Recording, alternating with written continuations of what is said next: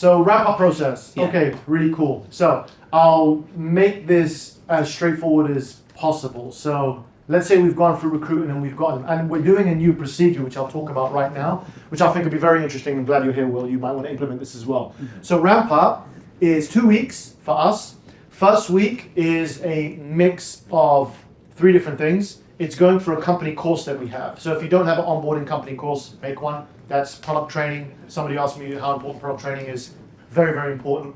What's in the product? What do we sell? What are the price points? Who do we sell to? Who's the avatar? Why do they buy? Why do they not buy? What's the features? What are the deliverables? What's the fulfillment? Then it's going to be SOP on when you close, what do you do? Then it's going to be like internal processes, right? Like, updating CRM, pushing a deal through, the script, then watching some call reviews. That's all in the company course, right? So that's the one thing they do every single day for the first week with shadowing. So does anyone do shadowing? Yeah, okay, cool. So pretty straightforward.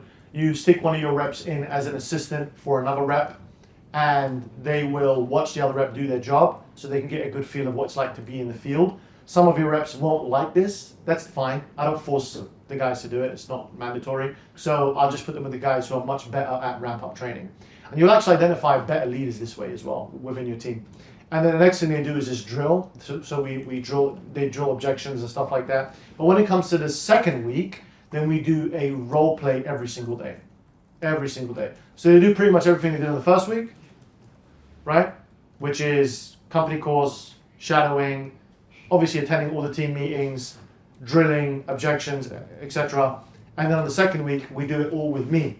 But when they do it all with me and we role play, I have a different ICP for every call that we do, right?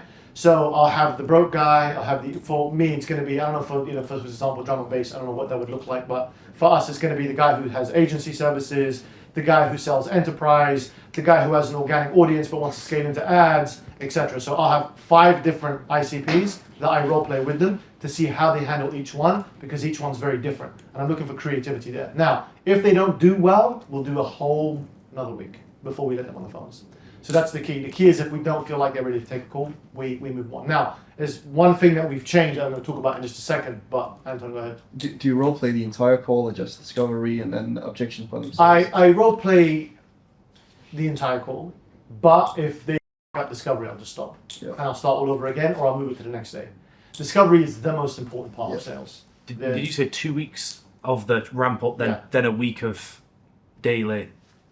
So 2 weeks of ramp up, and in that week it includes the role plays as well. Second week, second week, yeah? Correct, yes. Now we've made one change, and it's a major change, which is we were recruiting so much and ramping up so much that it bogged me down, to be frank. It bogged me down, right? Because I've already got enough reps as it is. So this is something we implemented. And although I can't tell you the success rate, I know it's going to be successful, is we're creating a ramp-up manager. His sole job is to have 30 days, 2 weeks to 30 days, of just training the guys and putting them in a pool that's separate from my pool, where they even take calls in that pool and get trained inside of there, and they graduate or they get fired before they even come onto my team.